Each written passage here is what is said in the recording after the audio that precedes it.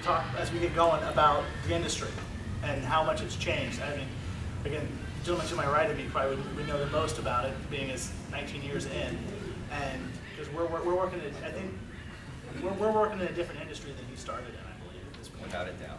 And just want to maybe just talk about that a little bit. Yeah, it must have been very different.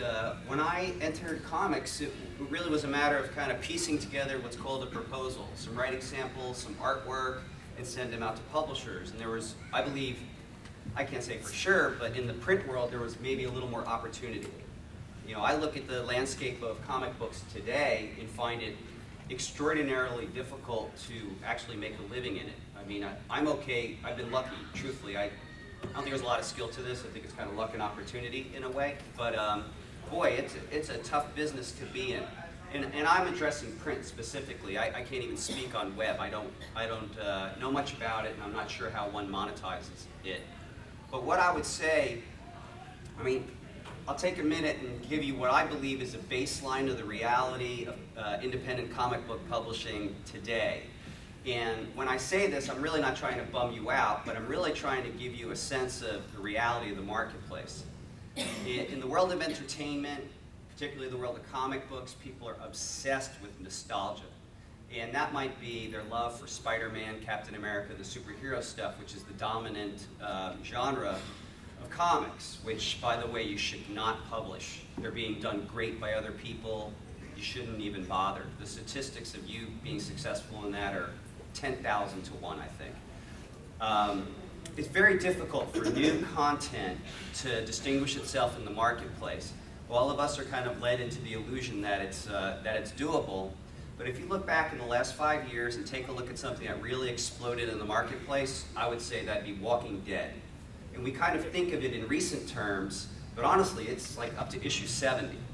In the period of time, in the 60 months, let's say that that's been out, 500, maybe 1,000 people have tried their new product, and they haven't succeeded.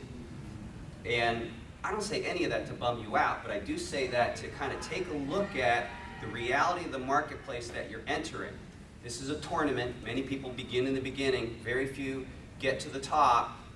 That being the case, that being your baseline in the world of making a comic and marketing a comic book, how do you distinguish yourself in the marketplace? I actually don't have the answer for you for that, but that's what you should consider pondering. So I apologize for pontificating, but maybe that opens the conversation up. It's truly difficult. And then in closing with that, I would ask, does anybody have a can opener? Come on up and help another out. You know, Brian really jazzed us up here with that. Slam dunk. Would you rather me just blow you and just be full of stuff? Excuse me, those kids here full of BS. I mean, let's start getting real, but from that reality, build on it and figure out how do you break it down? How do you figure out how to succeed in the marketplace? Go ahead. Walking Dead's success is also helped by the fact it's published by Image. I don't think it could hurt, but I think really what you could ask these guys too. But I think Walking Dead's just a good comic. They get it out in a reasonably. I enjoy it tremendously because I love that genre. They get it out on a reasonable period of time. Like, look at it this way. Let me address something that you may not have considered.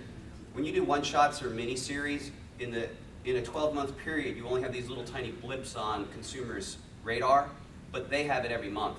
It's good quality to begin with, and then it's there on a consistent basis. Sure, it's with a publisher that has good ties to Diamond and good relationship, but I actually believe that good wins the day in the world of comics. And if you went to McDonald's, we don't go to McDonald's because the burgers are good. I don't know why we go to McDonald's, I do. But in the world of comics, the comics really got to be good. And I think being out monthly is integral for their success. Yeah, because there's a lot of Image books out there that just haven't made it either. They tank heavily. Yeah, and even for an Image comic to come out and be that successful, that wasn't one of the original founders of the company, that isn't, that doesn't have the hip hot artwork, for it to succeed like that is huge. So.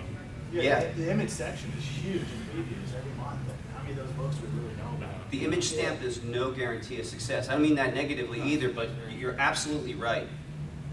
Well, one thing I learned from Brian a while back is the fact that if you're going to get in this, you're going to do it for the love of it, not to get rich off it. That's the one thing that every panel I've been to over the years has hammered that in. Don't look to get rich off this. I mean, like you said, you got your ones that pop up every now and then, but you got to do it for the love of it. And especially starting out, you put so much money into it, you don't see nothing back for quite a while, and you got to have that money and the turnaround time of getting the books out. That's where, again, they're doing good. You're saying 70 books in 60 months. That's more than a book a month. That's great. You know, here I'm looking at maybe 4 a year at this point. Martin, I know, has 4 a year. That's about where we're at now, and it's a struggle. But financially, it kills you. Yeah. You know, I 19 years in. Just tell me to shut up, so I keep talking. But 19 years in, great. 19 years in, I'll come to a show like this, and one part of me says, like, yeah, I'm an adult person, whatever. 19 years in, I've been going to comic book conventions as a fan since 1974. But I really just have to conclude, like you said, I do it. I come to shows because I love going to shows. I like meeting people. I love the hobby of comics, and that's really going to be, for most people, that is your reward, your enjoyment of your hobby, honestly. You know, I do okay. Again, I think there's a lot of luck involved and time and place, but there's only like, a couple Jim Lees, and these guys are, just doing extraordinarily. A lot of people do decent, but for most people, it's actually a struggle, frankly. Well, to that also, sorry, one real quick. Shannon and I, we both started working in this industry kind of at the same time. We sat on a panel with Christian Baranek and Raven Gregory, and they told us the same thing you just said.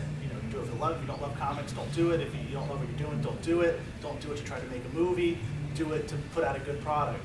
And they said the same thing, trying to discourage people from getting into it. But now, both of those guys have decent jobs. Ray Gregory's now with Zenescope and has like 3 books he's working on. Yeah. I think Christian Baranek now was hired off by Disney or something. So they're a success story. This is something that was said 10 years ago, and you're still hearing it today in the panel. So it's something you really got to live by. But if you stick to it and you believe in it, there is possibility. So don't be totally discouraged.